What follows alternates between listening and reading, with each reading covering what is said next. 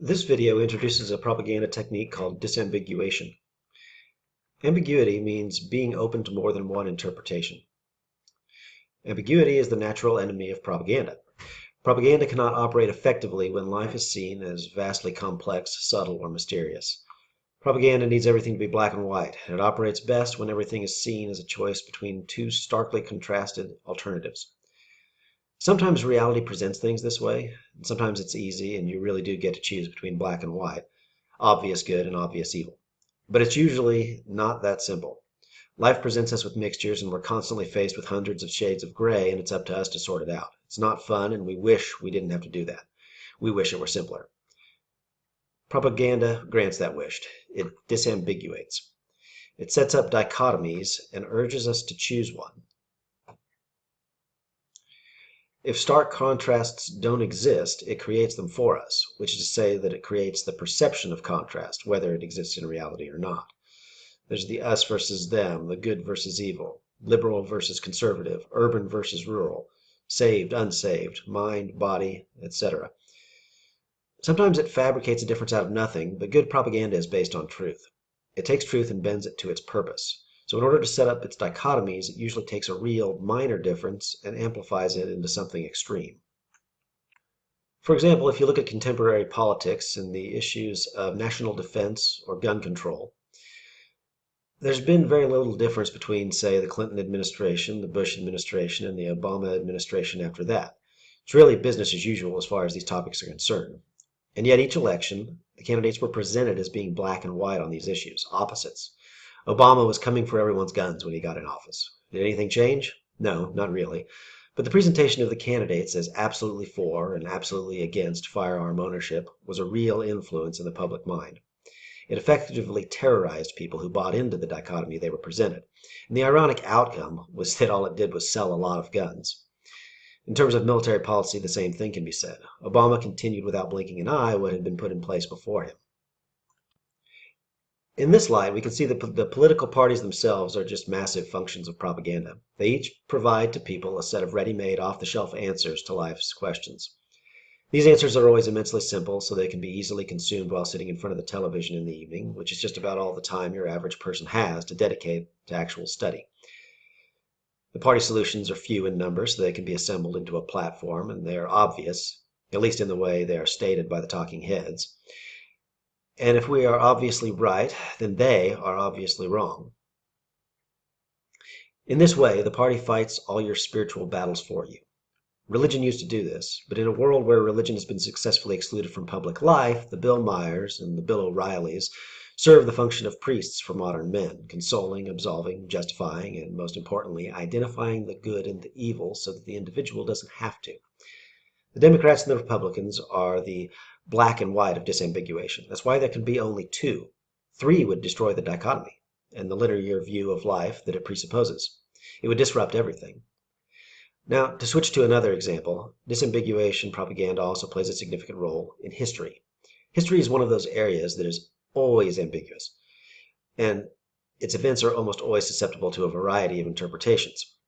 Propaganda takes care of this by selectively assembling a simplified storybook version, and there's always a moral to that story. That's why any official history is guaranteed to be propaganda, because it has taken all possible interpretations and reduced them to one. Sometimes it's so outrageous or selective it qualifies as what you might call cartoon history. In America, we have a couple of these cartoon histories that compete for popularity and that you might adhere to depending on who you are. I'm going to run through them, but as I do, try to keep in mind how blatantly value-laden they are and ask yourself if their purpose is to explain history in an honest, objective fashion or to justify a certain worldview. The first one goes something like this. Virtuous white Christians escaping persecution landed at Plymouth Rock and made friends with the Indians at the first Thanksgiving dinner. But that didn't work out because Indians are savages. And so the wilderness had to be civilized, and the Indians bravely conquered because of manifest destiny. In the process, King George was overthrown and a new age of liberty instituted. Davy Crockett, Daniel Boone, and John Wayne conquered the West and died bravely at the Alamo, except for John Wayne, who also won World War II by pulling off D-Day. The result is safety, equality, a suburban home, a minivan, and hopefully, if you play your cards right, a swimming pool. Freedom reigns as long as we can keep communism at bay. That's pretty flattering, right? Even noble.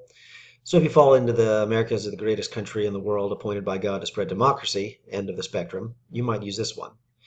The other one goes like this.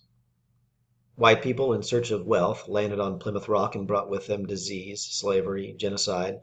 They pretty much oppressed all minorities until the Civil War was fought to end slavery and start the Civil Rights Movement, led by Martin Luther King. World War II was fought because of the Holocaust and won by the Tuskegee Airmen with the help of those brave women who finally escaped the isolation of the home and entered the workplace, where they were sexually harassed until they too won equal treatment.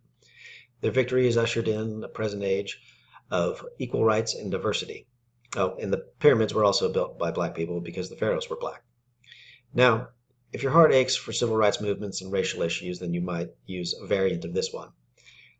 So, are the details described in these two narratives true? Well, in many ways, yes, but what about the view of the world they present as a result of the selective presentation of that information? And there are a lot of these. I just picked two. Now, here's the important thing. For propaganda, history is not about the past. It's about controlling the present and influencing the future. Think of how often the founding fathers are mentioned. People are constantly referring to what this country was founded on, and it's never to get at the truth of history. Most of the people who talk like that have never actually read anything by or about the founding fathers. It's more of a vague invocation used to manipulate, explain, or justify something in the present. Cartoon histories disambiguate life for the sake of contemporary concerns. They are useful for manipulation in the now, or else propaganda wouldn't care about them. So I've mentioned a couple examples of disambiguation propaganda. Political parties and their slogans, catchphrases, platforms, and solutions. Their priests who console the faithful and absolve their sins. And cartoon histories with their packaged fairy tales and what actually amounts to creation myths used to explain ourselves to ourselves. Really, what propaganda provides through disambiguation is mental junk food.